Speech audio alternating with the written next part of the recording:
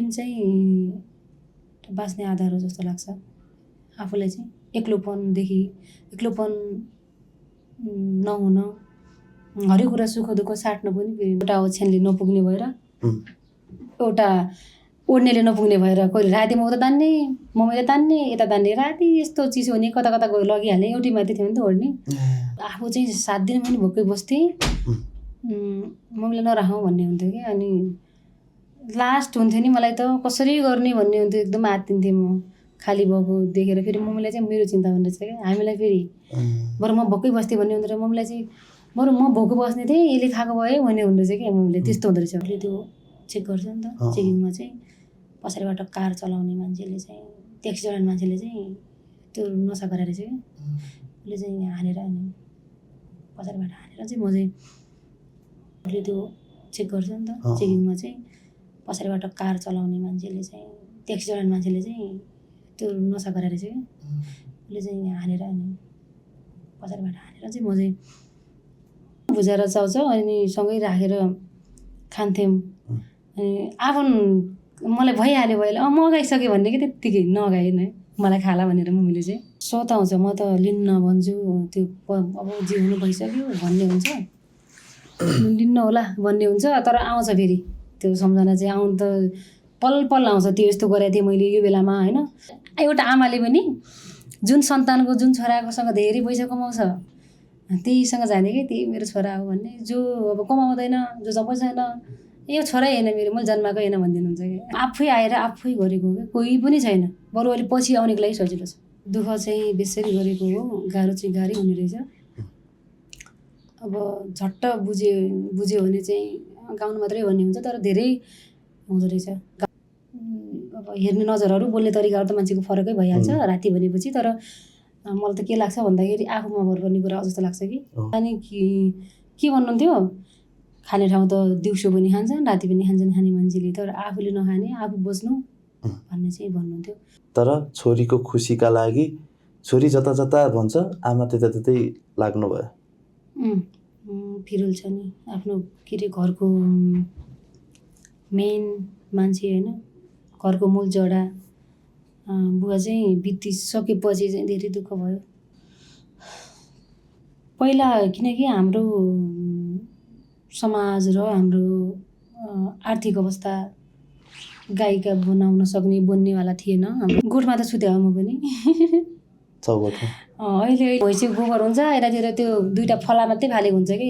फला भनेको काठको यस्तो फला फाले हुन्थ्यो, यतातिर भैँसी हुन्छ, यतातिर हामी। 2टा दिदी भइसकेपछि अनि दाइ हुनुभयो। 2टा दिदी एउटा दाइ भएको थियो, ठिकै त भएको थियो होइन। ऊ बेलामा त्यो अर्को छोरा पाउँछु भनेर लगातार फेरि 4वटा बहिनी पछाडि जन्माउनु भएको कि मम्मीले। आमालाई नै चिसो भुइँमा सुताइरहेको छु होइन। मलाई चाहिँ जब बाहिर हाँसेको र बाहिर मेरो एउटा फोटोमा रिसाएको र स्याड फोटो छैन कि अहिलेसम्म। टिकटकहरू भिडियोहरू कुनै भनेर बनायो भने स्याड, नत्र भने कुनै छैन। तर त्यो बाहिर हेऱ्यो भने चाहिँ मान्छेले यति खुसी छ होला भन्ने मान्छन्, तर भित्र चाहिँ भने जस्तो खुसी हुन सकिँदैन। हरेक कुरा थिचिरहेछ। मलाई चाहिँ जब बाहिर हाँसेको र बाहिर मेरो एउटा फोटोमा रिसाएको र स्याड फोटो छैन कि अहिलेसम्म। टिकटकहरू भिडियोहरू कुनै भनेर बनायो भने स्याड, नत्र भने कुनै छैन। तर त्यो बाहिर हेऱ्यो भने चाहिँ मान्छेले यति खुसी छ होला भन्ने मान्छन्, तर भित्र चाहिँ भने जस्तो खुसी हुन सकिँदैन। हरेक कुरा थिचिरहेछ। त्यस्तो केही छैन। कुरा लुकाउनु पनि खपिस हुँदो रहेछ होइन। छैन अरू त्यस्तो केही छैन। कुरा लुकाउनु पनि खपिस हुँदो रहेछ होइन। छैन अरू त्यस्तो छोरी चट्ट भएको देख्न पाए खुसी हुन्थे भन्नुभयो होला नि। छैन त्यस्तो सोचै छैन मम्मीलाई। अगाडिबाट के मेहनत गर भन्नुहुन्छ, जुवाई देख्छु भन्नुहुन्न। भन्नुहुन्न 5वटा छोरीका जुवाई छँदैछन्। तपाईँ बाहेक सबैको विवाह भइसक्यो। नेपाली लोक सङ्गीत क्षेत्रमा अझ विशेष त भनौँ मौलिक देउडा गीत सङ्गीतमा, देउडा गायनमा एकदमै पोख्त। पछिल्लो समय देउडा गीत गाउनुहुन्छ र ती गीतले सर्वाधिक चर्चा पाउने गर्छन्। सङ्गीता बडुवाल हुनुहुन्छ कुराकानीका लागि। यो सङ्गीत क्षेत्रमा अझ विशेषतः देउडा गायन क्षेत्रमा कसरी लाग्नुभयो? म देउडा बच्चैदेखि गुनगुनाउँथेँ सानोदेखि, किनकि हाम्रो गाउँघरतिर धेरैजसो देउडा नै खेल्छ कि जब बिहे भयो, कसैको बर्थडे भयो, केही रमाइलो भयो भनेपछि बिहे खेल्ने न्वारन गर्छ नि बच्चाहरूको, त्यो बेलामा हाम्रो गाउँमा चाहिँ देउडा मात्रै हो, अरू केही पनि होइन। अझै पनि देउडा मात्रै खेल्छन्। त्यो सुन्थेँ म, अनि सुन्दा सुन्दै म आफू पनि गाउने भएको त्यतिखेर सानैमा गाउँमा। दैलेखमा जन्मिनु भएको तपाईँ? हजुर। सुदूरपश्चिम कर्णाली प्रदेश हजुर। दैलेख होइन त? देउडाको त खानी नै भन्छ अझ कर्णाली त। देउडा चाहिँ विशेषतः सुदूरपश्चिम र कर्णाली भेगमा एकदमै धेरै रुचाइने।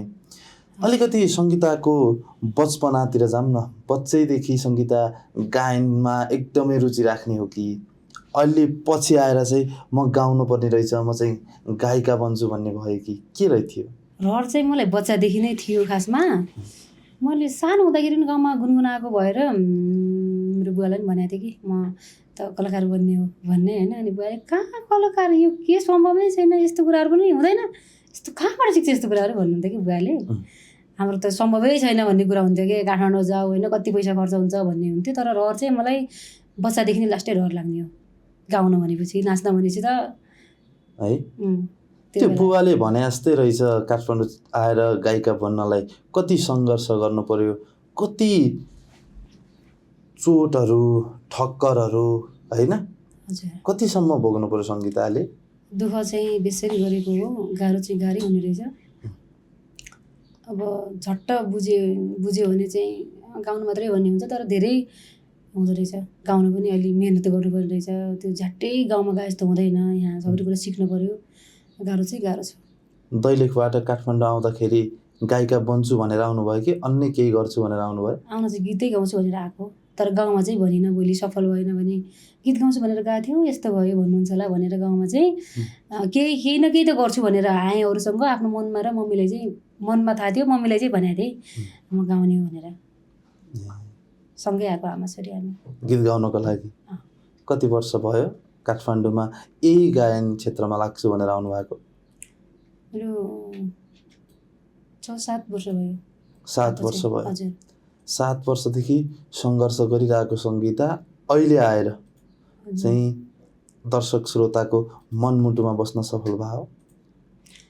अहिले भन्दा पनि मैले पहिला गीतहरू रेकर्ड गर्थेँ, लाइभहरू कहिलेकाहीँ यस्तो लाइभ भिड्ने हुन्छ नि, त्यस्तो लाइभ खेल्थेँ।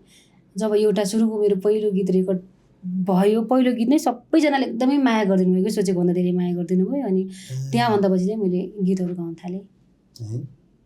पछि दैलेखबाट काठमाडौँ आउने क्रममा आउने बित्तिकै यो क्षेत्रका कोही मान्छेलाई चिन्नु भएको थियो र सहज भयो कि?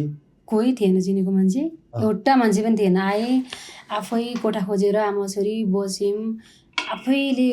अनि इन्डियामा गयौँ हामी आमा छोरी।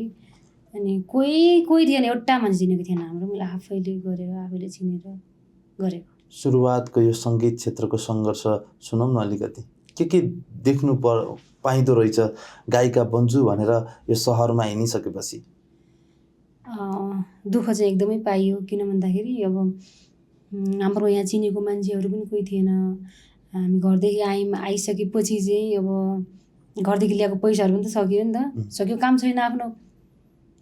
अनि चिसो महिनामा आएको थियौँ कि पुसको महिनामा। अनि कालो काठ्रो छ्याएर माथि त्यो के अरे बलेगरी ओढेर भुइँमा सुत्थ्यौँ होइन। अब खानेकुराहरू कहिले पैसा हुन्थेन, खानेकुराहरू कहिले चाउचाउ र भुजा पनि खान्थ्यौँ होइन। त्यसो गर्दै जाँदाखेरि दुःख त धेरै भएको हो हरेक कुरामा। परिवारमा को हुनुहुन्छ तपाईँको?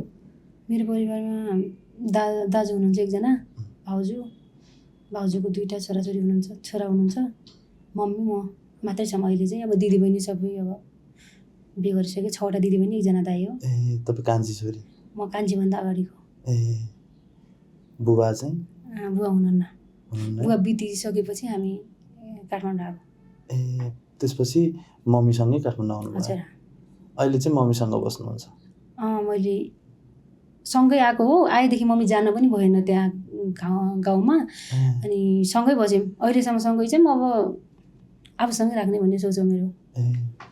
सुरुवाती सङ्घर्ष यो क्षेत्र एकदमै आफ्नो कोही हुनेका लागि एकदमै राम्रो भन्छन् होइन? तपाईँ आफ्नो कोही छैन भने यहाँ पाइला टेक्न पनि निकै मुस्किल छ भन्छन् नेपाली लोक सङ्गीत क्षेत्रमा हो?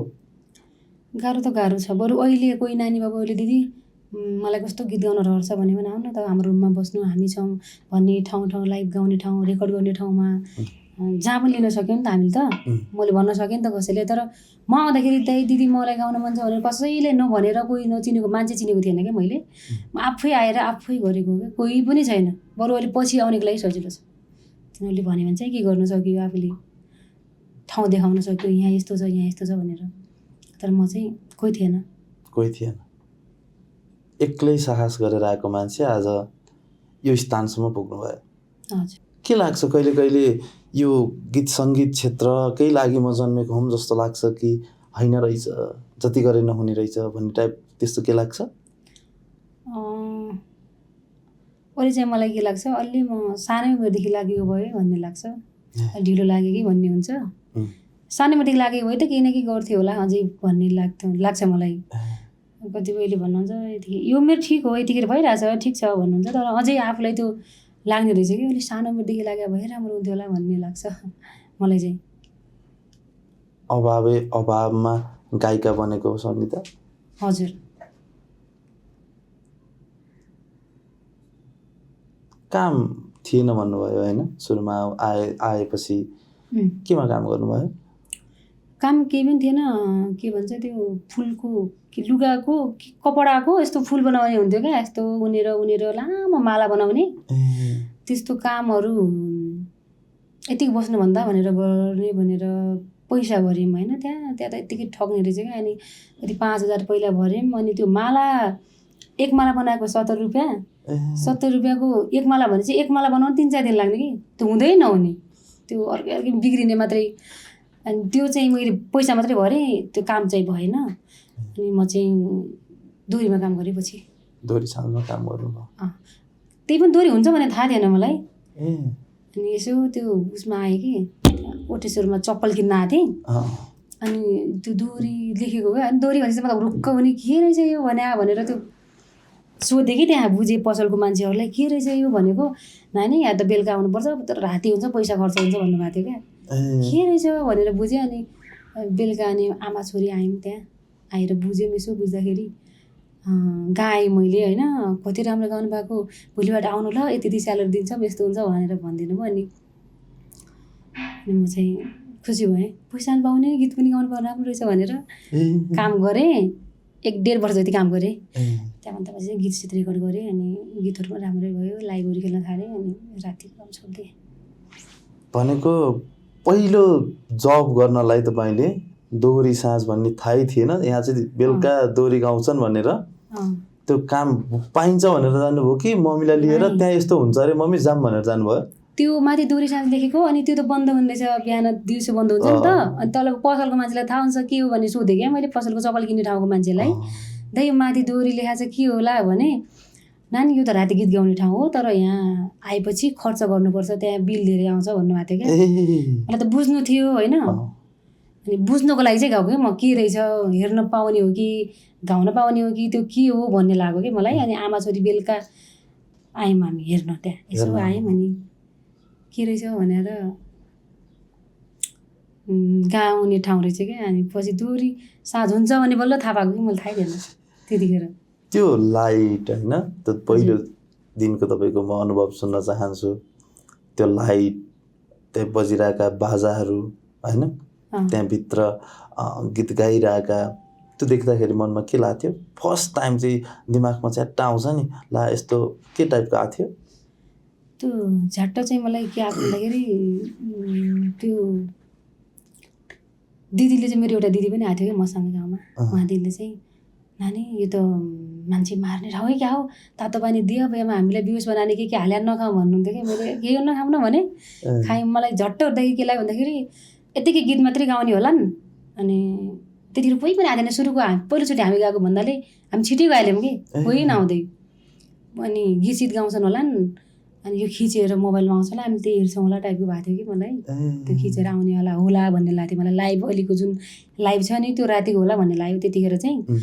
अनि 1-2 जना मान्छे आउनुभएको थियो तल होइन, त्यो पुरा हुक्काहरू खाइरहेको, अनि त्यो लेडिजहरू पनि खाइरहेको देखेर चाहिँ अलिक डर लाग्थ्यो। यस्तो खाएर मान्छेले कुर्ने ठाउँ कि टाइपको हुन्थ्यो। पछि बुझ्दै जाँदाखेरि अनि त्यसपछि त्यहाँ जागिर मिल्यो तपाईँलाई? जागिर गरेँ। कतिको सहज भयो दोहोरी साँझमा काम गर्नको लागि? त्यहाँ मलाई सुरुमा नयाँ नै थिएँ अनि टुक्का पनि राम्रै लाग्थ्यो कि मान्छेलाई राम्रो छ भन्दै थिएँ त्यतिखेर। ठिकै भयो काम, त्यस्तो नराम्रो भएन। अनि मैले गीत गाउने गरेँ, त्यस्तो नसाहरू त्यस्तो केही लागेन। तल त्यो आउने त्यो दायाँ बायाँ गरिनँ, सिकेँ मजाले। अनि गाउने तरिका चाहिँ अलिअलि सिकेको मैले त्यहाँ काम गर्दाखेरि, यसरी गाउने रहेछन् भन्ने चाहिँ भएको। तपाईँलाई त गायिका बन्ने लगाव थियो, लक्ष्य थियो होइन? त्यो हुटुटी बोकेर आउनु भएको थियो, त्यसले गर्दा पनि त्यो प्लेटफर्म चाहिँ तपाईँलाई सिकाइको लागि एकदमै राम्रो बन्यो। सिक्न चाहिँ मलाई एकदम सहज भयो। अरूले अब त्यहाँ अब हेर्ने नजरहरू, बोल्ने तरिकाहरू त मान्छेको फरकै भइहाल्छ राति भनेपछि। तर मलाई त के लाग्छ भन्दाखेरि आफूमा भर पर्ने कुरा जस्तो लाग्छ कि कोही अब यस्तो भन्यो भन्नेले भन्छ नि त होइन, बुझ्नेले राम्ररी बुझ्छ, नबुझ्नेले बुझ्दैन। तर आफूमा भर पर्ने कुरा हुन्छ जस्तो लाग्छ मलाई त्यहाँ चाहिँ।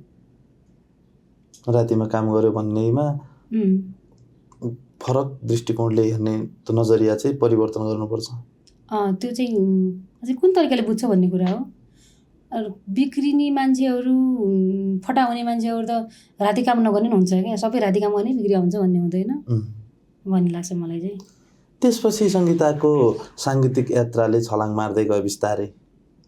एउटा गीत रेकर्ड गरिसकेपछि त्यो गीतले सबैले माया गरिदियो। त्यो गीतपछि मलाई कन्टिन्यू गीतहरू धेरै गाएँ त्यहाँभन्दा पछि। पश्चिम भेगकै गीत गाउनुभयो, देउडा गीतै गाउनुभयो कि पहिलोचोटि लोकसङ्गीततिर गाउनुभयो यता दोहोरी? पहिलो गीत चाहिँ मैले गाउँदा दोहोरी नै गाएको हो। रेशम परियार दाइले र मैले गायौँ रुनु पर्यो नि भन्ने गीत। त्यो गीत रेकर्ड भयो तर मार्केटमा आउन चाहिँ ढिलो भयो। देउडा चाहिँ त्यहाँभन्दा पछाडि रेकर्ड भयो, तर त्यो देउडा अगाडि आयो त्यो गीतभन्दा। अनि अब देउडालाई पहिलो गीत भने मैले, किनकि ऊ गीतमा गाएँ मात्रै होइन, बजारमा आउनु टाइम लाग्यो। अनि त्यो देउडा चाहिँ मेरो पहिलो भयो, जुन देउडा सबैले माया गरिदिनु भएको थियो। दैलेखको एउटा गाउँमा सानैदेखि गीत गाउने, नाच्ने होइन, पछि गएर ठुलो गायिका बन्छु भन्ने सपना देखेको सङ्गीता जब काठमाडौँमा आएर दोहोरी साँझमा काम गर्नुभयो, त्यो अलिकति सिकाइको पाटो रह्यो। त्यो पहिलोचोटि त्यो स्टुडियोभित्र छिर्नुभयो नि तपाईँ। स्टुडियोभित्र छिरेर स्टुडियोभित्र जहाँ माइकै माइक होइन, अनि टक्क तपाईँले हेडफोन लाउँदै गर्दाखेरि के सम्झिनु भयो?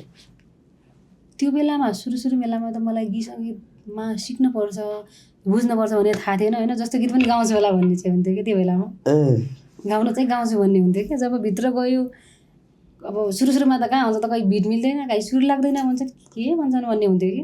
आफूले राम्रै गाइरहेको जस्तो लाग्छ, गाइरहेको छु त भन्ने हुने, नमिल्या हुने कि उता।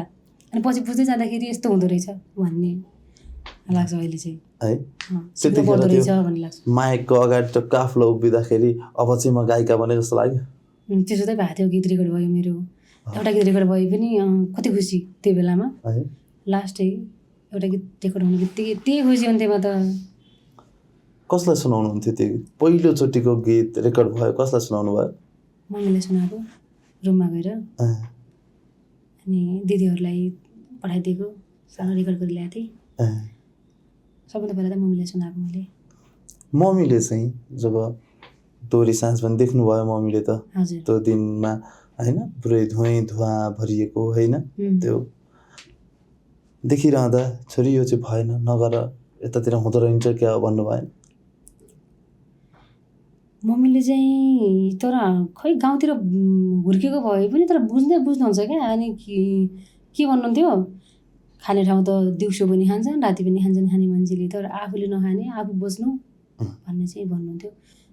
तल नझर्नु, आफू माथि गाउने, सट्ट घरमा छोडिहाल्छ गाडीले, खानाले खाना दिनु, आफू चाहिँ नखानु भन्नुहुन्थ्यो। तर बुझ्नुहुन्थ्यो मम्मीले गर्दा म यहाँसम्म आएको हो। फेरि पनि ल्याउँथेँ नि त म काम गर्दाखेरि मम्मीलाई। आजको दिनमा सङ्गीता जुन स्थानमा छ त्यसको श्रेय चाहिँ मम्मीलाई जान्छ। हजुर, एकदमै मलाई सपोर्ट गर्नुभएको चाहिँ म छु भनेर। गाउँ छोड्नुभयो? मेरो लागि गाउँ पनि छोड्नुभयो मम्मीले चाहिँ है। छोरीको सपना, छोरीको खुसीको लागि आमाको त्याग चाहिँ, जहाँ आफूले त्यत्रा सन्तानलाई जन्म दिनुभयो, जहाँ आफ्नो जवानी त्यहीँ खेर फाल्नुभयो होइन, तर छोरीको खुसीका लागि छोरी जता जता भन्छ आमा त्यतै लाग्नुभयो। तिमी राम्रो गर, म जे पनि गर्न तयार छु भन्नुहुन्थ्यो कि मम्मी। जे पनि म गर्छु, तिमी राम्रो मात्रै गर भन्नुहुन्थ्यो। अनि मलाई त्यही कुराले बोलिरहन्थ्यो। मैले गर्ने त भनेको छु, हुन्छ कि हुँदैन भन्ने कुरा कि आउनु त आएँ, अब के होला भनेर पिरोल्ने कि त्यो कुराले चाहिँ। अनि जब अरूले गाएर आउँछन् होइन, यस्तै गाउने कहिले होली मेरो छोरी भन्ने होइन, मम्मीले कहिले मम्मीले देखाउँला भनेर मलाई यस्तो बोल्थ्यो, यस्तो बोल्ने। अब आजभोलि खुसी हुनुहुन्छ, मेरो लाइभहरू आउँछ, रेकर्ड गीतहरू आइरहन्छ। अरू कसैको होइन कि हेर्ने, फेरि मेरो मात्रै हो त्यहाँ। कति धेरै छन्, 400-500 गीत होला लाइभ गएका थिएँ, पुरै डाउनलोड छन् फोनमा। राति बिहान दिउँसो त्यो मेरो मात्रै हेर्नुहुन्छ कन्टिन्यू। त्यो आमाको सङ्घर्ष, त्यो मम्मीको सङ्घर्षले आज सङ्गीताले यो स्थान हासिल गर्यो। हजुर। आमाको त्यागलाई के भन्नुहुन्छ? अब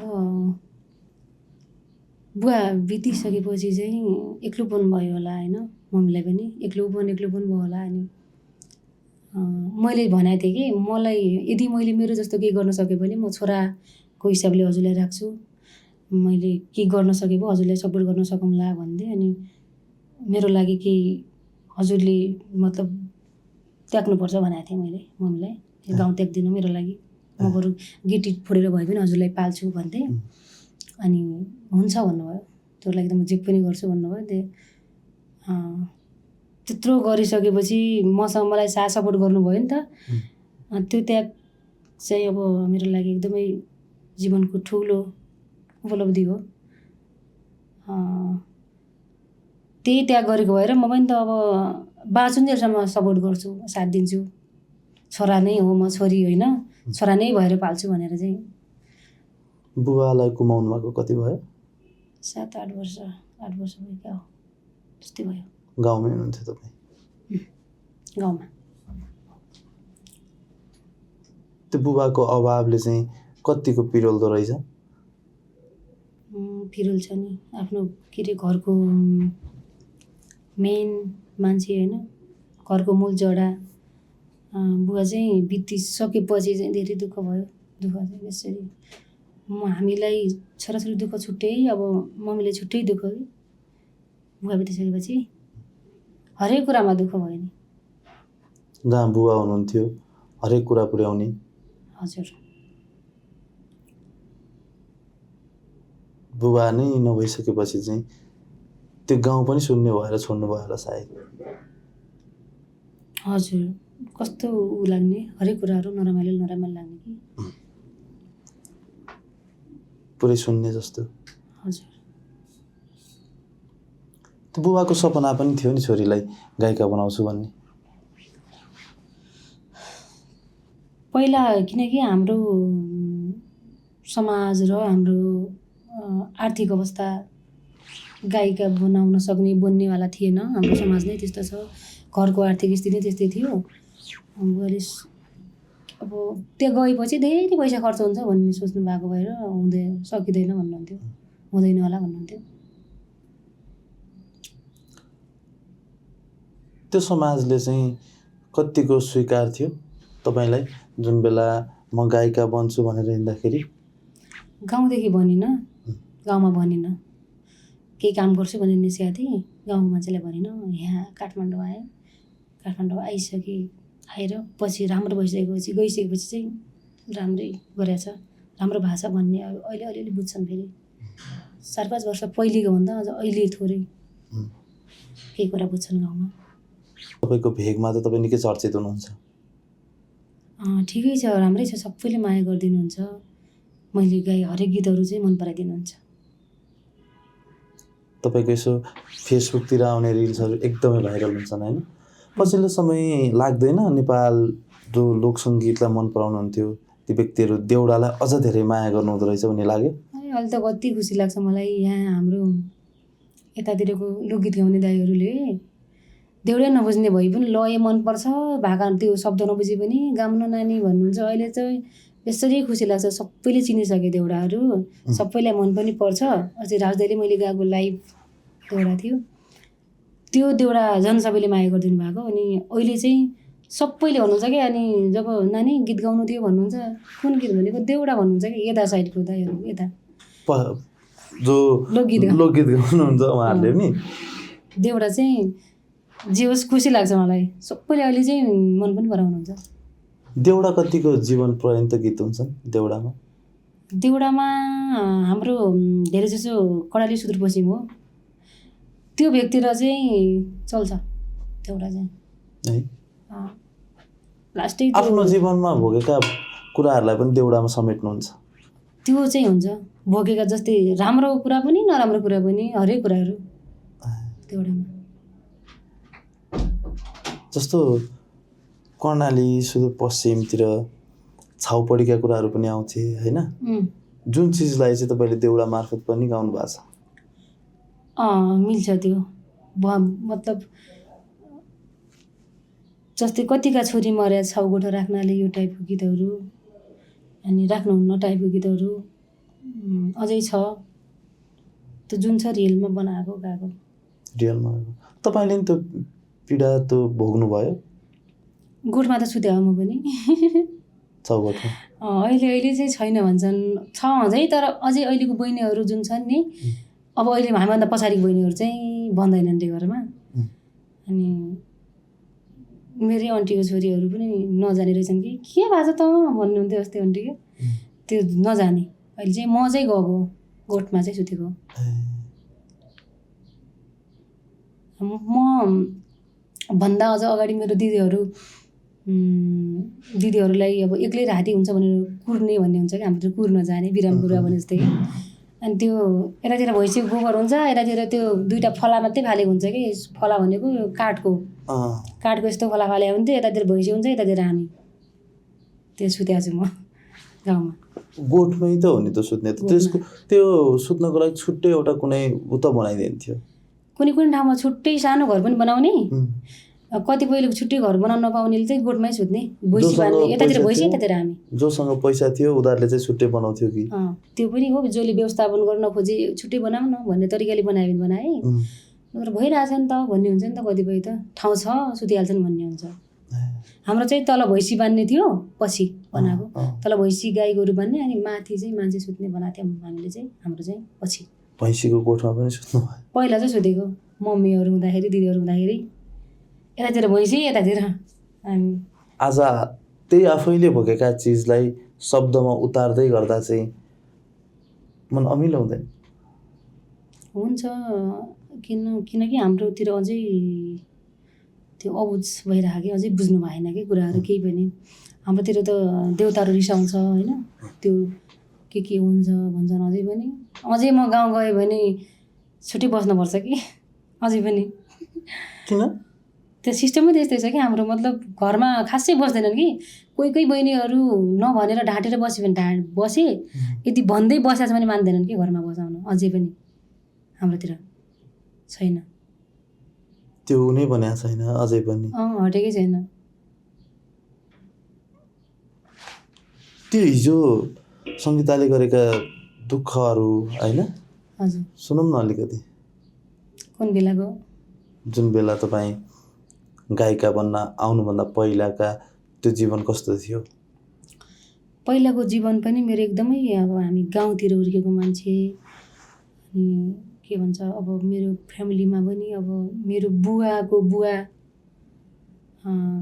1 वर्षको हुँदाखेरि भने कि बुवा पेटमा हुँदाखेरि बित्नु भएको रे बुवाको बुवालाई एक्लै आमाले हुर्काइसकेपछि, बुवाको गाउँघरतिर पहिला कस्तो थियो होला कि, एक्लै आमाले हुर्काउनु पर्ने, कति गाह्रो भयो होला कि बुवालाई। बुवा धेरै दुःख पाएर बुवा हुर्किनु भयो।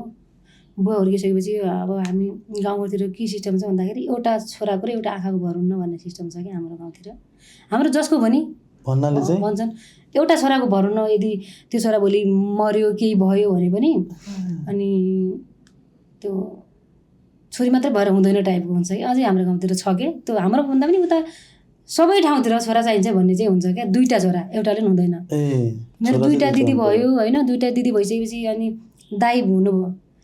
2टा दिदी एउटा दाइ भएको थियो, ठिकै त भएको थियो होइन ऊ बेलामा। त्यो अर्को छोरा पाउँछु भनेर लगातार फेरि 4वटा बहिनी पछाडि जन्माउनु भएको कि मम्मीले। छोरा हुन्छ भन्दै छोरी, छोरा हुन्छ भन्दै छोरी जन्मियो। अनि त्यो जन्मिसकेपछि चाहिँ बुवाले चाहिँ त्यति धेरै सन्तानलाई कसरी हुर्काउनु भयो होला होइन। इन्डिया जाने, पुरा काम गरिसकेपछि त्यो डेहाडी हुन्छ नि, ज्याला त्यो ल्याएर खेत किन्ने अर्को खेत किन्ने त्यसो गर्दै जग्गा सग्गा बनाउनु बुवाले।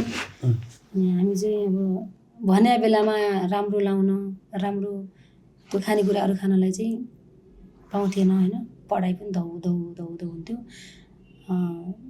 त्यति धेरै सन्तान दुःख चाहिँ दुःख बेसरी भएको। हामी बिहान घाँस काटेर बेलुका बिहान घाँस काटेर दिउँसो स्कुलमा जान्थ्यौँ कि 10 बजे बिहान रात्दै।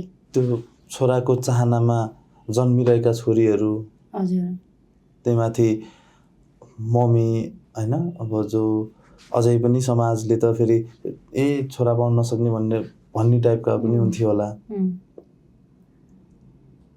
त्यो हुँदै गर्दाखेरि जब अलिकति तपाईँले चाहिँ बुझ्नुभयो नि त्यो समाज चाहिँ के रहेछ? त्यो समाजले त म त के भन्छु भन्दाखेरि छोराछोरी एउटै हो होइन। त्यो छोरा मात्रै भएर हुन्छ भन्ने हुन्न। छोरीले गर्न सक्छ। मैले गरिरहेको छु त होइन। मैले मेरो दाइ हुनुहुन्छ। दाइले भन्दा दाइलाई गर्नुको अवस्था छैन मम्मीको। मैले चाहिँ गरिरहेको छु होइन। छोरै हुनुपर्छ भन्ने हुन्न। जे भए पनि एउटै हो लाग्छ मलाई। त्यो बेलामा मेरो मम्मीले अब त्यति धेरै एउटै छोराको भर माने पनि होइन हामी हुन्थेनौँ होला उतिखेर। छोराछोरी एउटै हो भन्न चाहन्छु म। त्यही भन्नुहुन्छ। जब काठमाडौँ आउनुभयो त्यसपछि गीतहरू रेकर्ड गर्ने क्रममा हुन्छ नि त होइन। यो सुरुवात चाहिँ कसरी गर्नुभयो? कहाँबाट चाहिँ पहिलो गीत रेकर्ड गर्दाखेरि चाहिँ कसरी त्यो व्यक्तिसम्म जोडिनु भयो जहाँबाट तपाईँ स्टुडियोमा गएर गाउने हुनुभयो? त्यो लोकदोहोरी गीत गाउँदाखेरि चाहिँ म दोहोरीमा काम गर्थेँ। अनि दोहोरीमा काम गर्दाखेरि दाइ पनि दोहोरीमै काम गर्ने। अनि नानी एउटा गीत थियो अहिले हाई स्कुलको छ तिमीलाई सुट हुन्छ होला गरौँ है मिलेर भन्नुभयो। दोहोरीमा काम गरेको अलिअलि पैसा हुन्थ्यो। अनि हुन्छ दाइ भने अनि मिलेर गऱ्यौँ। आफैले लगानी गर्नुभयो? दाइ र म मिलेर गरेँ। म लगानी गरेको मैले। अनि दाइले र मैले गीत गायौँ। त्यो गाइसकेपछि चाहिँ हाम्रो यो टुडी खेलमा चाहिँ हाम्रो सुदूरपश्चिम कर्णालीतिरको मान्छेको एकदमै त्यो साउनमा गर्व के मेला भन्छ कि त्यसलाई उमेर लाग्छ कि बेसरी त्यो गौरा पर्व। त्यो बेलामा हाम्रो देउडा यति धेरै खेल्ने रहेछ अनि सबैजना गए म पनि गएँ होइन त्यहाँ देउडा खेल्न। अनि सबै खेलिरहेका होइन उतातिर एउटा खेलिरहेको छ एउटा यता यता लागेको छ त्यो जवाब के सवालको जवाब दिने। अनि 2-4जना केटा मान्छे खेलिरहेका होइन केटी मान्छेलाई त बाघले खाइहाल्यो हामी एक्लै भयौँ भन्दै थिएँ। कहिले नखेलाएको मान्छे देउडा त्यतिखेर। अनि के भनिरहेको छन् भनेको सुने होइन। मेरो दिदीले भन्नुभयो त अलिअलि टुक्का मिलाउँछ यस्तो। अनि केटीलाई बाघले खाइहाल्यो छैन भन्छन् जान भन्नुभयो दिदीले। अनि म चाहिँ गएँ क्या हामी के हौँ भने गीतबाट क्या। अनि सबै जोडी खेल्यौँ यस्तो रमाइलो भयो त्यो दिनको पहिलो खेल क्या मेरो। पहिलो लाइभमा आएर काठमाडौँ टुडी खेलमा त्यो खेल चाहिँ सबैले मन पराइसकेपछि चाहिँ त्यही खेल्न लाग्यो। हाम्रो दाइ हुनुहुन्छ कि हाम्रो सुदूरपश्चिमको राम्रो गायक हुनुहुन्छ उमाशङ्कर जोशी दाइ। उहाँ चाहिँ पहिल्यैदेखि गीत गाउने मान्छे। उहाँले चाहिँ आवाज सुन्नुभएछ क्या। अब आवाज सुनेपछि नानीलाई गीत दिनुपर्छ टाइपको गाएको रहेछ दाइलाई ध्यानमा। नानी तिम्रो आवाज मन परेको थियो एउटा गीत गरौँ न मिलेर गरौँ भन्नुभएको दाइले। मिलेर गरौँ भन्नुभयो। मैले चाहिँ अडियोमा अलिअलि खर्च गरेँ मैले चाहिँ। दाइले पनि राम्रो भयो त्यो गीतले मलाई पनि राम्रो भयो। पहिलो देउडाले नै त्यो देउडा गाइसकेपछि चाहिँ मैले धेरै गाएको अनि है। हजुर अलिकति सुनाउनु त तपाईँको पहिलो देउडा। पहिलो देउडा हुन्छ। हे साइले बिर्ती नटुटाउनु गलबन्दी कहाँ ताला ए म बिर्ती तोड्ने नै छुट्दैन छुट माया जाला गया यो पारानी जाला गलबन्दी कहाँ ताला ए साईको साथ छोड्ने नै छुट्दैन छुट माया जाला ए साईको साथ छोड्ने नै छुट्दैन छुट माया जाला ओइ मेरा लडेला बाजा ओइ मेरा लडेला बाजा। यो थियो। त्यसरी देउडा खेल्नु भएको तपाईँ? यो चाहिँ रेकर्ड गरेको। रेकर्ड गर्नुभएको? रेकर्ड गरेको गीत हो। खेल्नलाई चाहिँ अब यत्तिकै लाइभमा जुन भाकामा खेल्ने। त्यसपछि चाहिँ तपाईँले जीवनमा फर्केर हेर्नु परेन कि? राम्रो भयो। राम्रो भयो। त्यो म्याट चिसो महिनामा म्याट ओछ्याएर सुतेको सङ्गीता आज मेला महोत्सवमा पनि जानुहुन्छ।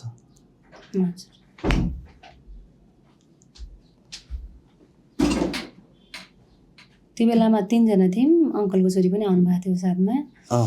अनि 3 जनालाई एउटा ओछ्यानले नपुग्ने भएर एउटा ओड्नेले नपुग्ने भएर कहिले राति म उता तान्ने मम्मीले तान्ने यता तान्ने राति यस्तो चिसो हुने कता कता गयो लगिहाल्ने एउटै माथि थियो नि त ओड्ने अर्को किन्न सक्ने पनि थिएन कि त्यो बेलामा त एकदमै अब धेरै दुःख गरेँ अझै दुःख गर्दैछु म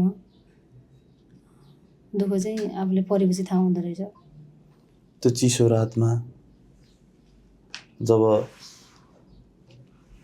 अझ तपाईँलाई त आमा हुनुहुन्थ्यो जो पनि नि आमा भन्ने शब्द भन्ने बित्तिकै नि ओत भन्ने हुन्छ अरे नि त होइन हजुर आमा त हुनुहुन्थ्यो त्यो भइसके पनि छोरीको सपनाको लागि छोरीको भविष्यको लागि आमा काठमाडौँ आउनु भएको थियो हजुर आमालाई नै चिसो भुइँमा सुताइरहेको छु होइन हजुर त्यसले चाहिँ कति पोल्थ्यो त्यसले त म त बरु आफू चाहिँ 7 दिन पनि भोकै बस्थेँ मम्मीले नराखौँ भन्ने हुन्थ्यो कि अनि लास्ट हुन्थ्यो नि मलाई त कसरी गर्ने भन्ने हुन्थ्यो एकदम आत्तिन्थेँ म खाली भएको देखेर फेरि मम्मीलाई चाहिँ मेरो चिन्ता हुँदो रहेछ क्या हामीलाई फेरि बरु म भोकै बस्थेँ भन्ने हुँदो रहेछ मम्मीलाई चाहिँ बरु म भोकै बस्ने थिएँ यसले खाएको भए भन्ने हुँदो रहेछ क्या मम्मीले त्यस्तो हुँदो रहेछ अनि ओड्ने पनि आफू बरु चिसो भए पनि मलाई चाहिँ ओढाइदिनु हुन्थ्यो कि बिचरा मम्मीले चाहिँ मलाई चाहिँ आमाको फिर मेरो फिर कहिले आफू भोकै बसेर आमालाई खुवाउनु भयो कहिले आमाले आमा भोकै बसेर तपाईँलाई पनि खुवाउनु भयो सँगै ल्याउँथ्यौँ भुजाएर चाउचाउ अनि सँगै राखेर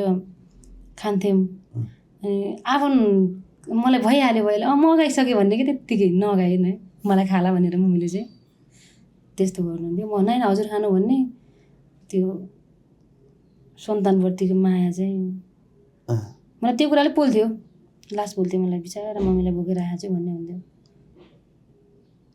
अहिले मम्मीले के भन्नुहुन्छ राम्रो भएको छ भन्नुहुन्छ अहिले खुसी हुनुहुन्छ कस्तो मोटाउनु पनि भएको छ अहिले त राम्रो छ खानेकुराहरू खाइरहनु भएको हुन्छ केही पनि कमी नहोस् भन्छु म जे खान मन लाग्यो जे लाउन मन लाग्यो म हुनसम्म चाहिँ म गर्छु हुन्छ भन्छु अनि अहिले चाहिँ ठिक छ राम्रै छ सबैको परिवारले चाहिँ जस्तो दिदीहरूले कतिको साथ दिनुभयो दिदी दाइले जुन बेला तपाईँ सङ्घर्ष गर्दै हुनुहुन्थ्यो यो सङ्गीत क्षेत्रमा कतिको सपोर्ट थियो नानी गर्न सक्छौ तिमीले गर भन्ने चाहिँ दिदीहरूले हुन्छ कस्तो पो हुने हो त्यसै त्यो काठमाडौँ गएर दुःख पो हुने हो कि भन्नुहुन्थ्यो दाइहरूबाट त्यसो सपोर्ट भएन मलाई सक्दो मैले सङ्घर्ष आफैले गरेको मलाई साथ दिने आमा मेरो मम्मी होइन त्यहाँभन्दा पछि चाहिँ मलाई कसैको सपोर्ट पनि छैन मैले कसैलाई भन्न नि भनेन कसैको छैन दिदी बहिनीहरूले राम्रो गरे राम्रै हो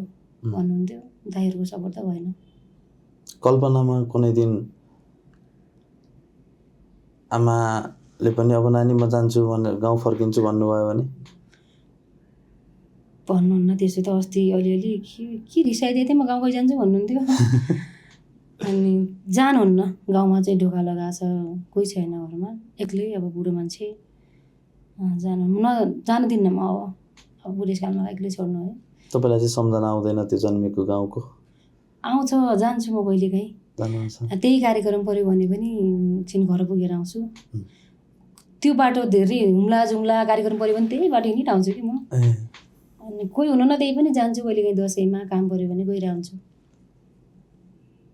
अलिकति प्रसङ्गलाई परिवर्तन गर्छ है हुन्छ विवाह त गर्नुभएको छैन के गर्नुभएको छ ए यस्तो कुरा गरे नि फेरि मलाई उ लाग्छ कि कस्तो होइन के छ विवाह त गर्नुभएको छैन छैन प्रेमीको हुनुहुन्छ खोइ छैन बस आमा छोरीको प्रेम छ त्यही हजुर है तर भन्छन् नि गाउने मान्छेहरूको त धेरै माया गर्ने मान्छे हुन्छ भनेर हुन्छन् तिनीहरू हुन त हुन्छन् माया सबैले मन पराउँछन् सबैले राम्रो राम्रो कमेन्ट गरेर आउँछन् लाइक सबैको आएर हुन्छ तर नजरमा कोही परेको छैन अहिलेसम्म त्यो ज्याउ लाग्छ मलाई अहिलेसम्म नजरमा कोही परेको छैन सङ्गीताको भनेपछि त्यस्तो को पर्ला नजरमा खै त्यस्तो नजरमा म त कस्तो आफू सङ्घर्ष गरेर भएर मिहिनेत गरेर भएर अनि अहिले म भर्खर त म केही गर्दैछु लपसप पाऱ्यो भने बर्बाद हुन्छु होला जस्तो हुन्छ अलिक समय आउला नि करियर बनाउने पहिला आफ्नो करियरलाई चाहिँ सेट गर्न चाहनुहुन्छ हजुर जीवनमा कुनै चिज गुमाइसक्नु भएको छ होइन भगवान्ले तपाईँलाई एउटा वरदान दिनुभयो हजुर एउटा चिज भन, तिमीले गुमाएको चिज म त्यो चिज फिर्ता ल्याइदिन्छु भन्नु भने के माग्नुहुन्थ्यो? गुमाएको चिज अहिले चाहिँ म मेरो बुवालाई, मेरो बुवा भयो भने त मलाई अरू केही चाहिन्थेन जस्तो लाग्छ। हिजो धेरै पैसा लाग्छ होला छोरी गायिका बन्न भन्नुभएको बुवा, आज छोरी स्थापित गायिका बनेको देखाउन चाहिँ लास्टै मनसम्मले चाहिँ एकदमै पुलिरहेको हुन्छ कि लास्टै धेरै पुलिरहेको हुन्छ। बुबाको कति खुसी हुनुहुन्थ्यो होला भन्ने हुन्छ कि। अनि केही हुन्थेन नि त बिचरा गाउँमा होइन, जस्तै मैले 2-4 हजार गीत गाएर पैसा ल्याएको लिनु गएर राख्नु भने त कति खुसी हुन्थ्यो होला नि। त्यो चाहिँ पोल्छ मलाई एकदमै। बुबाको अभावले पोलिरहेको हुन्छ। हजुर कुनै दिन यस्ता आए बन्द कोठाभित्र एक्लै रुनुभयो? कहिलेकाहीँ रुन्छु। के कुराले रुवाउँदो रहेछ? के सोचिन्छ कहिलेकाहीँ भन्नाले अब त्यो भोलिको लाइफ के होला होइन। अब यो क्षेत्र पनि कसरी टिकाउने, कसरी अझै अघि बढ्ने, त्यो कसरी के गर्ने होला भन्ने कुरा लाग्छ। त्यो अनेक चिन्ता हुन्छ खै किन के हुन्छ त्यति त होइन। कहिलेकाहीँ त्यो सम्झिन्छु एक्लै हुँदाखेरि चाहिँ त्यो मन धेरै खेल्छ। अनि रुनुहुन्छ? सम्झनाले चाहिँ कति रुवाउँदो रहेछ? विगतका सम्झनाले आज सबैतिरबाट हाई भएको छ होइन। हिजो चिसो भएमा सुत्नु परेका दिन, पेट काटेर खानु परेका पल,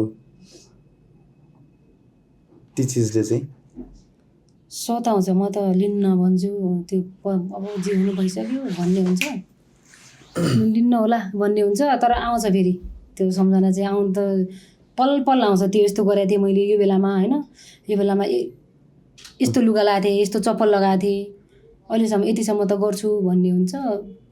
आउनु त आउँछ पल त्यस्तो कुराहरू त। कुनै बेला केही खानेकुरा मन लाग्दा अरू खान पाइन्थेन होइन, आउँछ अहिले। तर लिन चाहिँ मन लाग्दैन, मलाई सम्झिनु मन लाग्दैन होस् जस्तो लाग्छ। तर आइरहन्छ दिमागमा, आफै घुस्छ। पैसा के रहेछ?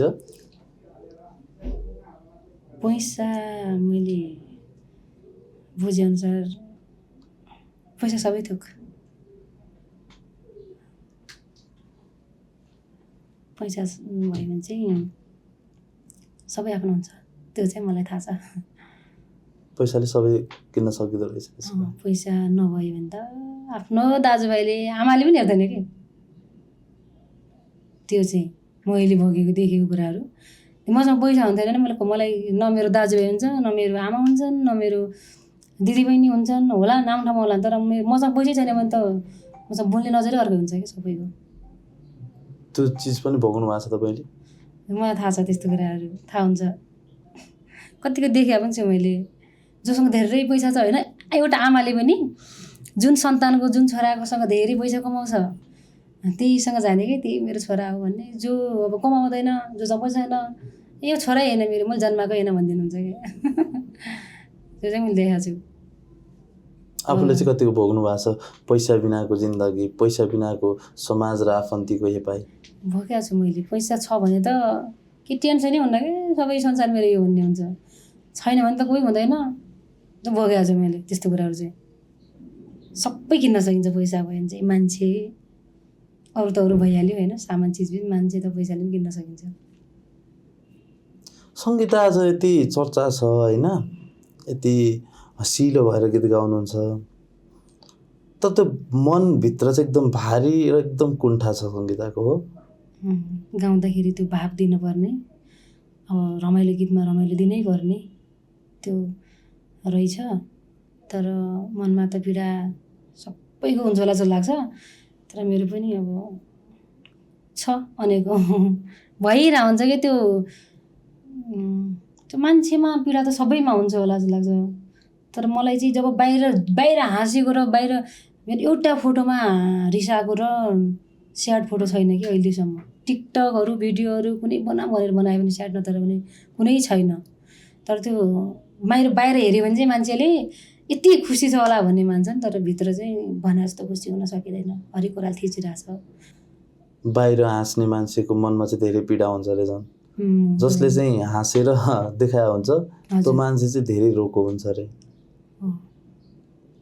के कुराले रुनुहुन्छ तपाईँ? मलाई चाहिँ अब एक त हाम्रो फ्यामिलीमा सबैजना छैनौँ, दाजुभाइ दिदीबहिनी बुवा आमा सबै भएर मैले कुनै काम गर्दै जाँदाखेरि मेरो प्रगति हेरेर रमाउने मान्छे बुवा पनि हुनुहुन्न। अब दाजुभाइहरू पनि अब आफ्नो आफ्नोतिर छन्, दिदीबहिनीहरूको पनि बिचरा सबैको उस्तै कतिपयको राम्रो छन्, कतिपयको त्यस्तै त्यस्तै दुःखहरू देखिन्छ होइन। अनि दाइको छोराहरू छन् बिचरा, हरेक कुराहरूको लाग्छ फेरि त मलाई भोलि आफ्नो के हुने हो यत्रो कुराहरूले पनि मलाई पिर हुन्छ हुन त है। हजुर। अनि त्यो पिर लिएर बसिरहनुहुन्छ। तर त्योभन्दा गहिरो चोट पनि छ मलाई। त्योभन्दा गहिरो चोट त्यही हो, मेरो सबै मान्छे आफ्नो दाजुभाइ दिदीबहिनीहरू सबै राम्रो भइदिएको भए, मेरो सबैबाट सबै मान्छे राम्रो भएको भए भन्ने लाग्छ। अरू चाहिँ त्यस्तो केही छैन। कुरा लुकाउन पनि खपिरहनु रहेछ होइन? छैन अरू त्यस्तो। गीतमा जस्तै गीतमा पनि एकदम ठट्यौली रमाइलो शब्दहरू भन्नुहुन्थ्यो होइन, अनि आफ्नो पीडालाई लुकाउनुहुन्थ्यो होइन। अहिले यहाँ पनि तपाईँले कुरा चाहिँ लुकाइरहनु भएको छ नि होइन? छैन त्यस्तो लुका जस्तो त केही लाग्दैन मलाई। अड्कली बोल्नु भएको कि बोल्ने नै यस्तै हो होइन। धेरै मान्छेले भन्छन् क्या छोरी मान्छेको चाहिँ उमेर नसोध्नु भनेर, तपाईँको सोधौँ? सोध्नै मन लाग्छ भने सोध्नु, होइन भने ठिक छ। होइन धेरैले भन्छ नि त छोरी मान्छेको चाहिँ उमेर नसोध्दै भनेर। कति वर्ष हुनुभयो? कति वर्ष भयो मलाई हजुर गेस गर्नु त? खुलाउनु मिल्छ भने हजुर गेस गर्नु अनि म भन्छु। खुलाउनु मिल्छ नमिल्ने भन्ने हुन्न। म त ठ्याक्कै कसरी गेस गर्न सक्छु र होइन। म तलमाथि भने भन्छु नि त। 25 26 हाराहारी हो। हजुर हो सुरुमा भनेको। अब मैले जोड्न खोजेको चाहिँ उमेरले त अब एउटा श्रीमान चाहिन्छ भनेर भन्छ होइन। यो विषयमा चाहिँ सोचाइ छ कि छैन? उमेरले श्रीमान चाहियो भने होइन, मेरो त खै त्यस्तो छैन। मलाई आफूलाई कसरी अगाडि बढ्ने भन्ने कुराको चिन्ता छ, मम्मीले कसरी अझ खुसी बनाइदिने भन्ने कुराको चिन्ता छ। अनि मम्मीले पनि त अब छोरीको चाहिँ विवाह गरिदिनु पाए, ज्वाइँ छोरी चट्ट भएको देख्न पाए खुसी हुन्थे भन्नुभयो होला नि? छैन त्यस्तो सोचै छैन मम्मीलाई। अगाडि बढ के मेहनत गर भन्नुहुन्छ, ज्वाइँ देख्छु भन्नुहुन्न। 4-5वटा छोरीका ज्वाइँ छँदैछन्। तपाईँ बाहेक सबैको विवाह भइसक्यो? सबैका भइसक्यो, सबैका छन्। सबैको हुँदाखेरि म जो छोरीसँग बसिरहेको छु उसको पनि भइदियो हुन्थ्यो त लाग्छ होला नि? अहिलेसम्म त भन्नु भएन बिहे गर्नु यस्तो केही गर्नुपर्छ भन्नुहुन्छ। यहाँको मान्छेहरू त बुढो बिहे गरेको देख्नु भएको छ कि हाम्रो गाउँतिर यसरी बिहे गर्ने सिस्टम हुन्छ। अनि कति बुढो मान्छेले बिहे गरेको यहाँ त के हतार छ र? अनि कति बुढो मान्छेले त बिहे गर्छन् भन्नुहुन्छ है। सबै आफ्नो खुट्टामा बेसी बल्ल अनि केही गर्नुपर्छ भन्ने मम्मीको चाहिँ सोच। त्यस्तो छ। दुईटामा एउटा रोज्नु पर्यो भने क्या तपाईँले देउडा र यता दोहोरीलाई रोज्नु पर्यो भने चाहिँ कुन रोज्नुहुन्छ? लोक दोहोरीलाई रोज्नु पर्यो भने चाहिँ? मेरो लागि चाहिँ दुइटै हो। म लोकगीत पनि गाउँछु, मन पनि पर्छ। अनि देउडा फेरि आफ्नो अब कल्चरल भइहाल्यो, नगाउँछु भने पनि गुनगुनाउने आइहाल्ने हो कि हाम्रो त्यो त्यही उतैको भेग उतैको त्यो गाइरहेको भएर अलरेडी आउने हो, गुनगुनाउने हो। तर लोकगीत पनि मलाई लास्टै मनपर्छ। लोकगीत सुन्छु बेसरी, मलाई धेरै मनपर्छ लोकगीत। गाउँछु भने लोकगीतहरू मन पनि पर्छ। कस्ता गीत गुनगुनाउन चाहिँ एकदम रमाइलो लाग्छ तपाईँलाई? एक्लै भएको बेला होइन, एक्लै भएको बेलामा चाहिँ एकदमै स्याड गीत गाउन मन लाग्छ कि एकदम रमाइलो गीत गाउन मन लाग्छ? एक्लै हुँदाखेरि चाहिँ जहाँ कोही हुँदैन? एक्लै हुँदाखेरि कुनै दिन स्याड पनि हुन्छ, कुनै दिन थोरै रमाइलो पनि गाउँछु एक्लै गुनगुनाउने बेलामा। जस्तै आफ्नै गीत पनि कुनै स्याड गीत टिकटकतिर बजिरहेको छ भनेपछि त्यो गीत पछि फेरि गुनगुनाउँछु। सबै कुरा समेट्दा यो जिन्दगी चाहिँ के रहेछ? यो जिन्दगी अब आफूले जाने भने, गर्न जाने भने, बनाउन जाने भने बनाउन सकिने रहेछ, हुने रहेछ। केही होइन सोच्यो केही गरेन भने केही रहन्छ जस्तो लाग्छ। है सोच्यो भने जिन्दगी हो, सोचेन भने केही होइन जस्तो लाग्छ। कतिवटा गीत रेकर्ड गर्नुहुन्छ महिनामा? महिनामा भन्ने त्यो यति महिनामा यति हुन्छ भन्ने चाहिँ हुँदैन। कहिलेकाहीँ अब 10 दिन 8 दिनको एक दिन गाएर आउँछ, कहिलेकाहीँ आज गाएर भोलि भोकल गरिदिनु पर्ने, आज गायो अनि भोलि फेरि अर्को गीत गाउनुपर्ने हुन्छ। महिनामा यति भन्ने हुन्न, नर्मल भइरहेको हुन्छ, नर्मल भइरहेको हुन्छ आफूलाई। आफ्नै युट्युब च्यानल पनि छ, तर लाइभ चाहिँ म धेरै अफिसियल भन्दा नि अझ लाइभ धेरै गाइरहेको छु। हिजो आज दिनमा 3-4वटा, म दिनमा भन्नाले जस्तै सुटिङ भयो भने जस्तै 3-4 दिनको एक दिन पक्कै सुटिङ हुन्छ, त्यो दिन भयो भने 2, 3, 4, 5सम्म चाहिँ गाउँछु म। कहिलेकाहीँ 5सम्म, कहिले 4सम्म लाइभहरू चाहिँ। एउटा त नर्मल भइरहेको हुन्छ, 4-5 दिनको एउटा त नर्मल भइरहेको हुन्छ लाइभ चाहिँ, आइ नै रह हुन्छ लाइभहरू। सबैभन्दा एकदम लाइभ गाउनलाई चाहिँ दुइटै, अब दोहोरी पनि देउडामा पनि कोसँग चाहिँ कम्फर्टेबल लाग्छ आफूलाई? मलाई त आफूसँग बसिसक्यो भने जुन मान्छे मलाई राम्रो लाग्छ। तर पहिला चाहिँ मैले देउडा र मात्रै लाइभ गाउँदाखेरि टेक बोकडी दाइसँग चाहिँ जमाएको थियो, सबैले मन पराएको थियो, सजिलो लाग्थ्यो। अहिले चाहिँ राजु बराइली दाइसँग, उहाँले त जुनसुकै गाउने कि देउडाहरू पनि फटाफट एकैछिन। राजु दाइले देउडा गाउनु भयो नि तपाईँसँग? खेल्नुभयो देउडा? गाउनु भएको छ त, त्यही त देखेको थिएँ। 3-4वटा देउडा गाउनु भएको छ दाइले। दाइसँग दोहोरी पनि 3-4वटा गाएको छु मैले लाइभ। राजु दाइसँग गाउनु मनपर्छ। त्यो पहिला सोच्नु भएको थियो राजु परियारसँग नि यसरी गाइन्छ होला, गाउँछु होला भनेर? कल्पना त गर्थेँ कहिले गाउनु पाउने होला होइन, अरूले गाइरहेको देख्दाखेरि मैले पनि गाउनु पाएको भए कसरी गाउन सकिन्छ होला, त्यो खुल्दुली चाहिँ हुन्थ्यो। तर कुनै बेला आउला नि त्यस्तो गाउने बेला हुन्थ्यो, तर यसरी गाउँछु होला भन्ने त लाग्दैन। प्रतीक्षाको फल चाहिँ मिठो हुँदो रहेछ, कुर्न सक्नुपर्ने रहेछ हो? हजुर, कुरियो भने चाहिँ अवश्य सफलता पाइँदो रहेछ। हजुर। तपाईँको फेसबुकमा देखाएको थिएँ 2 लाख भन्दा नि बढी फलोवर्स हुनुहुन्छ तपाईँको? 2.5 लाख है? हजुर। धेरै फ्यान फलोइङ थियो नि तपाईँको त?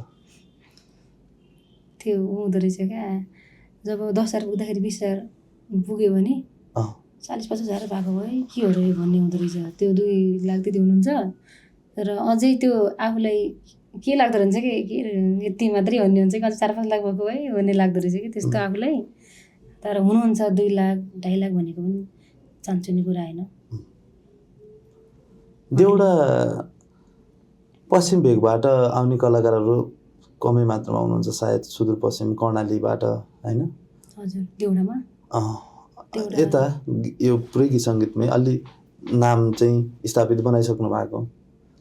देउडामा हुनुहुन्छ, धेरैजना हुनुहुन्छ हाम्रो त्यहाँतिर। हामीभन्दा धेरै पहिला गएका अग्रज व्यक्तिहरू हुनुहुन्छ देउडामा चाहिँ, छन्। देउडामै स्थगित भयो भने छन् मान्छेहरू त है।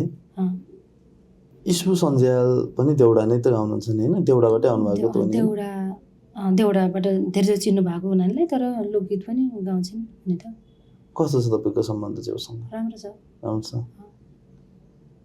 दिदीबहिनी हुन्छ, भेटघाट हुन्छ, बोलचाल सबै राम्रो छ उनसँग, सबैसँग राम्रो छ मेरो है। गायिका गायक अरू मान्छेसँग पनि कसैसँग अहिलेसम्म मेरो त्यो डिस्कस हुने, झगडा हुने कसैसँग पनि भएको छैन अहिलेसम्म, छैन कसैसँग नि। त्यो 1 वर्ष मात्रै काम गर्नुभयो दोहोरी साँझमा? 1-1.5 वर्ष गरी कन्टिन्यू भएन, 1-1.5 वर्ष गऱ्यो होला। एउटा मात्रै दोहोरीमा गर्नुभयो कि? सुरुमा 2-3टा गरेँ, सुरुमा बन्द भयो के भयो, पछि अर्कोमा गरेको थिएँ। बाइक एक्सिडेन्ट भयो, टाउको फुट्यो मेरो, अनि 5वटा टाँका लाग्थ्यो कि। बाइक एक्सिडेन्ट भएको? त्यहाँबाट त्यहाँ गएन, अर्कोमा गरेँ। के भएर एक्सिडेन्ट भएको बाइक चाहिँ? राति काम गरेर फर्किँदाखेरि पुर्याउन, त्यहाँको स्टाफलाई पुर्याउन म अलिक टाढा भएको, मलाई बाइकमा छोडिदिनुहुन्थ्यो। त्यो हामी जाँदै गर्दाखेरि राति पुलिसहरूले त्यो चेक गर्छ नि त, चेकिङमा चाहिँ पछाडिबाट कार चलाउने मान्छेले चाहिँ, ट्याक्सी चलाउने मान्छेले चाहिँ त्यो नसा गरेर चाहिँ उसले चाहिँ हानेर, अनि पछाडिबाट हानेर चाहिँ म चाहिँ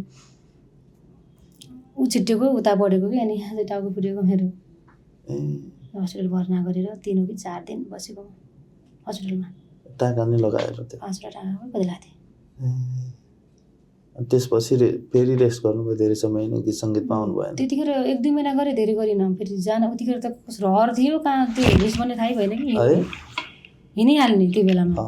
टाउको नस यो काटेको थिइनँ कि यो टाँका गएको म रिस आएपछि त्यहाँ मान्छेले रेस्ट गर्नु पर्दैन भनेर टाँका हुँदै हुँदैन गएको म त त्यो गाउने रहर कि अब काम गरेन भने चाहिँ फेरि यता पैसा पनि अभाव हुने रहर पनि उही बेला घरमा बस्ने मनै लाग्थेन कि त्यति रहर लाग्थ्यो अनि पैसा पनि त हुन्थेन नि त नगयो भने पैसा हुन्थेन आउने बाटो कतै थिएन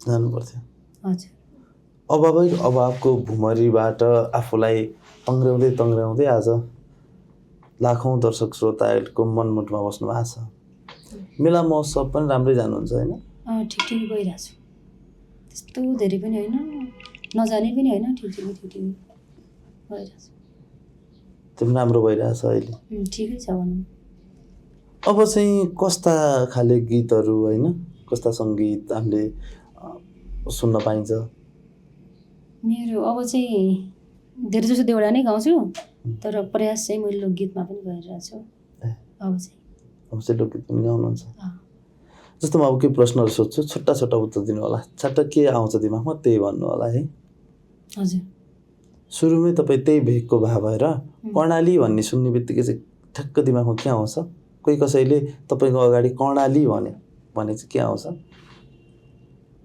कर्णाली भन्यो भने कर्णाली भन्यो भने चाहिँ के आउँछ त दिमागमा आउँछ भन्नुभएको दिमागमा चाहिँ के सम्झिनुहुन्छ कर्णाली भन्ने बित्तिकै के सोच्नु भयो अहिले मैले कर्णाली भने तपाईँले के सोच्नु भयो म पनि त्यहीको मान्छे हो त्यस्तो हुन्छ म पनि त्यहीको मान्छे हो भन्ने लाग्छ मेरो जन्मभूमि हो भन्ने हुन्छ अभाव चाहिँ के रहेछ एक शब्दमा अभाव भनेको अभाव एक शब्दमा अभावलाई कसरी व्याख्या गर्नुहुन्छ अभाव भनेको कुनै कुरा पाउँछु भनेर नपाएर छटपटिरहेको कुनै त्यही कुरामा रुमलिनु मात्रै भन्ने हो हैन त्यही कुरामा रुमलिनु व्याख्या नै गर्नु न अभाव भनेको चाहिँ कुनै कुराहरू आफूलाई यतिसम्म आवश्यकता छ त्यो कुराहरू पाएर आउँदैन त्यही होला अभाव त्यसको चाहना बढी हुन्छ हजुर जो जो जो कुनै कुराहरू त सम्भव पनि भइरहनु नहुनेवाला पनि हुन्छन् कि सपना चाहिँ देखिरहेको कुराहरू सपना एकदम देखिरहेको तर आफूलाई नपुगिरहेको त्यही होला अब भनेको साथी भनेको सुख दुःख साट्ने माध्यम एउटा साथी पनि हो मैले बुझेअनुसारको कोही छ त्यस्तो एकदमै सुख दुःख साट्ने आफ्नो मन एकदम भारी हुँदाखेरि बिसाउने कोही साथी छ त्यस्तो मेरो बानी फेरि मसँग जति नजिक भएर बोल्ने मान्छे पनि मनको कुरा कहिल्यै भन्दैन एउटा कुरो अनि मसँग अहिलेसम्म काठमाडौँ आएँ मेरो एकजना साथी छैन क्या न केटा साथी न केटी साथी एकजना बहिनी एकदम हाम्रो कल्पना मल्ल बहिनी हुनुहुन्थ्यो क्या अब उतै सुदूरपश्चिम गायिका हुन् अनि यति इमान्दार छन् यति सोझे छन् होइन तिनी बहिनी चाहिँ अनि मलाई त बहिनीको व्यवहार मन पऱ्यो उसलाई साथी बनाएको दुईजना मिल्थ्यौँ होइन मिल्छौँ कहिलेकाहीँ मलाई केही मनमा कुरा लाग्यो भने हाँसी भन्छु कि यस्तो भयो नि यस्तो भयो भन्छु हाँसी व्यक्त गर्छु तर दुःख भएर चाहिँ त्यस्तो मनको कुराहरू अहिलेसम्म कसैले भने छैन प्रेम चाहिँ बाँच्ने आधार हो जस्तो लाग्छ आफूलाई चाहिँ एक्लोपन नहुन हरेक कुरा सुख दुःख साट्न पनि प्रेम चाहिन्छ जस्तो लाग्छ त्यस्तो सुख दुःख साट्ने कोही प्रेमी अहिलेसम्म भएन प्रेमी चाहिँ तर हुनपर्छ भन्ने हो छैन के गर्नु भयो होला नि को भयो मलाई त मम्मी हुनुहुन्थ्यो मम्मीलाई साटिहाल्थ्यो अनि पुगिहाल्छ